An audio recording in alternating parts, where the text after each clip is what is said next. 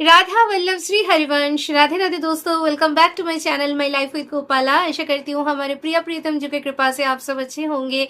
हमारे सदगुरुदेव भगवान जी के चरणों में कोटि कोटि नमन। दोस्तों, यूट्यूब के कमेंट सेक्शन में और इंस्टाग्राम में बहुत बार ये प्रश्न मिल चुका है कि पूरी अष्टयाम सेवा क्या हम मानसिक रूप से कर सकते हैं। अभी एक मंदिर का जगह निर्दिष्ट है और वहां पे श्री विग्रह के रूप में हमारे आराध्य विराजमान है, तो भी क्या संपूर्ण अष्टयाम सेवा मानसिक रूप से किया जा सकता है? क्या उसमें कोई अपराध नहीं लगेगा?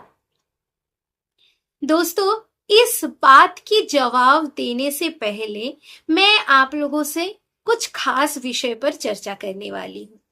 पहले तो देखिए दोस्तों, हमारा जो उपासना का पद्धति है, निकुंज उपासना, युगल की उपासना, ये कोई नॉर्मल पूजा नहीं है।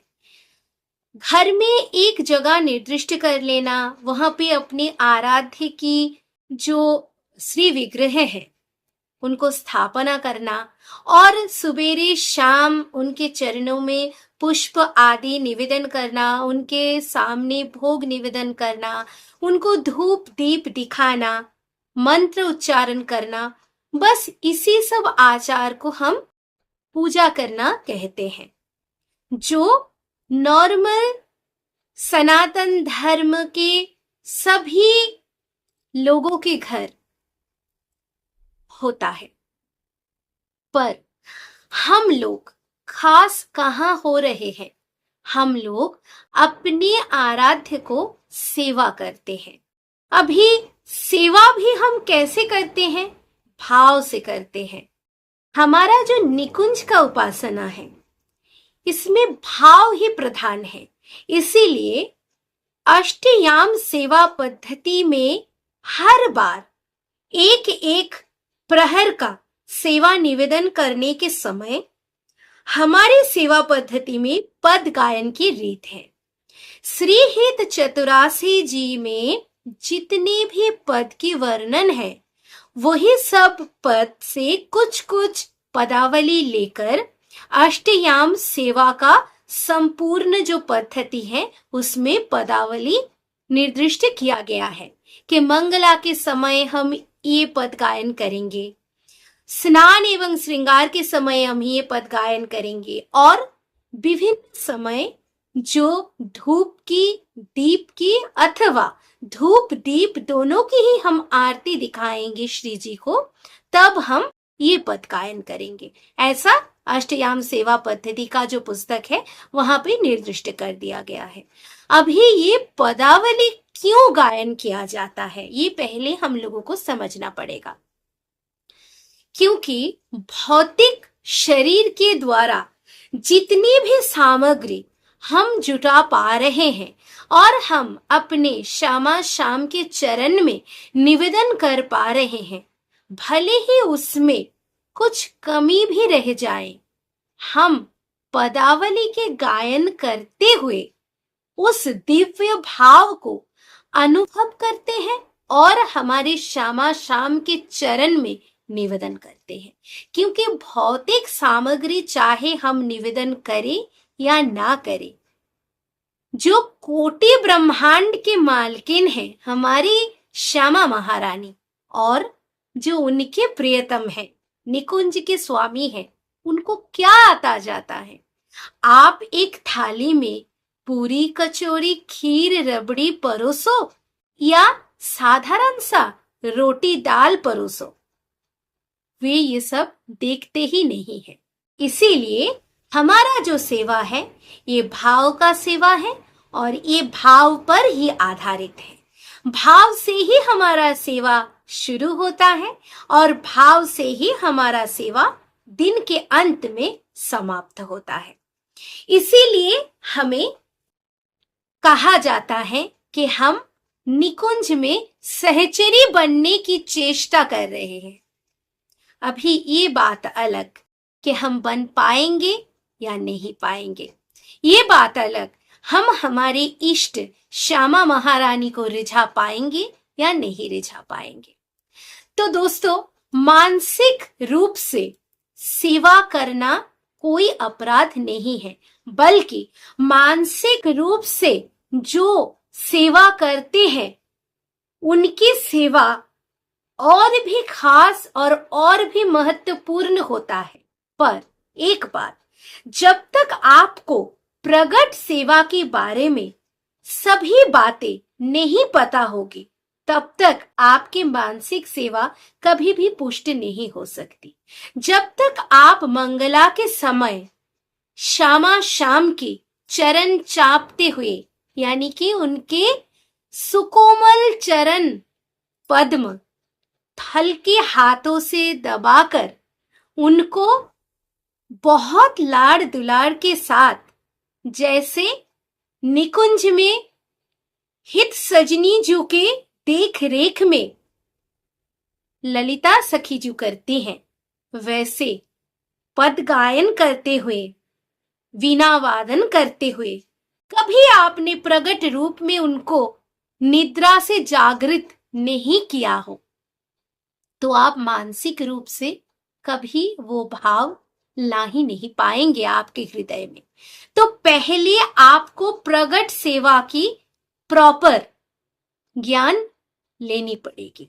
इसीलिए अगर आप अपने गृह मंदिर में श्यामा श्याम की स्वरूप प्रतिष्ठा करके उन्हीं को स्वयं श्यामा श्याम विराजमान है ये मान रहे हो, तो निरंतर उनको ऐसे ही बिठा के रखना ये बड़ी सेवा अपराध है। तो आपको सेवा करनी पड़ेगी, क्योंकि सखियों को तो अपने जीवन से कोई अपेक्षा नहीं रहती है। सखियां तो तत्सुख भाव में सेवा करती हैं। उनके सुख के प्राप्ति पर सखियों को अपने सुख की प्राप्ति होती है। तो कैसे स्वयं श्यामा श्याम आसन में दीर्घ दिन बिना किसी के छुए, किसी के बिना स्नान सेवा निवेदन किए, किसी के बिना खिलाए पिलाए, किसी के बिना निद्रा सेवा निवेदन किए हुए ऐसे ही विराजमान रहेंगे? इसमें तो सेवा अपराध लगनी ही लगनी है। इसीलिए सद्गुरुदेव भगवंजू हमेशा यही बताते हैं कि आप चित्रपट में सेवा पहले प्रारंभ करो और चित्रपट के सामने बैठकर आप मानसिक सेवा कर सकते हो। श्री हित राधा केलिकुंज से दीक्षा लेने की जो नियम है उसमें भी यही नियम दिया जाता है कि हमारे आचार्य इष्ट सद्गुरुदेव भगवंजू हित सेवक जू की चित्रपट विराज कराओ आप, क्योंकि चित्रपट की सेवा करने पर आपको प्रगट सेवा की एक धारणा की प्राप्ति होती है और प्रॉपर ज्ञान आपको प्राप्त होता है और उतना समय आपको इन्वेस्ट भी नहीं करना पड़ता है जितना समय आपके गृह मंदिर में श्री विग्रह के रूप में जब श्यामा श्याम पधारते हैं तब आपको इन्वेस्ट करना पड़ता है। हमारा जो हित की सेवा है इसमें सभी सेवा, सभी उत्सव हम मनाते हैं सिर्फ और सिर्फ हमारी श्यामा महारानी के सुख और हित के लिए। हमारे जीवन का और कोई उद्देश्य है ही नहीं। तो जिनके पास ये सब प्रॉपरली पालन करने का समय नहीं है उनको चित्रपट की ही सेवा करनी चाहिए। और अगर आपको आज्ञा दिया गया हो कि आप नाम सेवा विराज करा सकते हो तो आप नाम सेवा के सामने बैठकर भी मानसिक सेवा कर सकते हो, क्योंकि नाम सेवा को भी प्रगट रूप से आप सेवा निवेदन करने जाओगे तो आपको बड़ी ही कम समय देना पड़ेगा। और जब हम प्रगट रूप में सेवा निवेदन करने में असमर्थ हो रहे हैं, वो सारी कमियां पूर्ण कर देते हैं नाम जाप।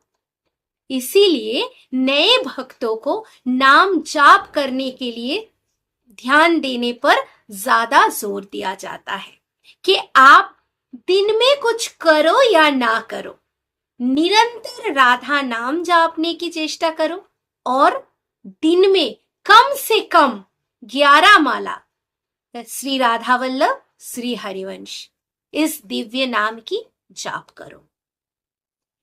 और जो नाम जाप करने में, नित्य पाठ करने में अभ्यस्त हो चुके हैं, जिनको इस सब के लिए अभी बहुत स्वल्प समय लग रहा है, अभी ज्यादा परेशान होना नहीं पड़ रहा है कि मैं कैसे नाम जाप करूं, 11 माला जाप करना भी बहुत स्ट्रेसफुल लग रहा है, ये सब पर्याय, ये सब सीढ़ियां जो भक्त अतिक्रम कर चुके हैं हमारी श्यामा महारानी की अनंत कृपा से, वे बिल्कुल प्रगट रूप में सेवा शुरू करो।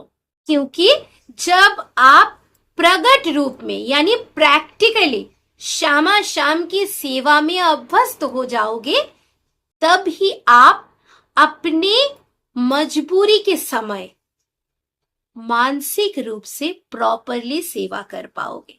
क्योंकि प्रगट सेवा के दौरान ही आपको पता चलेगा आरती कैसे करनी है, श्यामा महारानी को जीने पर्दे में कैसे स्नान सेवा निवेदन किया जाता है, कैसे श्यामा महारानी को हम दुलार करके निद्रा सेवा निवेदन करते हैं, कैसे मध्याह्न निद्रा से उनको उत्थापन करते हैं। अगर पहले आप वास्तविक रूप में ये सब सेवा कर चुके हो, तो ही आप मानसिक रूप में जब सेवा निवेदन करोगे, तब आप बहुत ही सुंदर तरीके से भाव के साथ ये सेवा कर पाओगे। नहीं तो मानसिक सेवा निवेदन करने के लिए आप ऐसे आंख बंद करके बैठ तो जाओगे, पर आपको तो पता ही नहीं चलेगा कि आप कैसे प्रैक्टिकली सेवा निवेदन करते हो।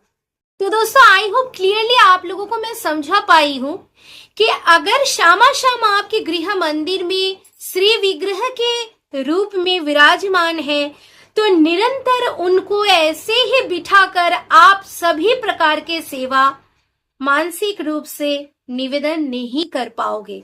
आपकी जिम्मेदारी है उनको निद्रा से जागृत करना, उनको खिलाना, पिलाना, सुलाना, नहलाना, जैसे बहुत सुकुमार, बहुत कोमल शिशु की देखभाल किया जाता है।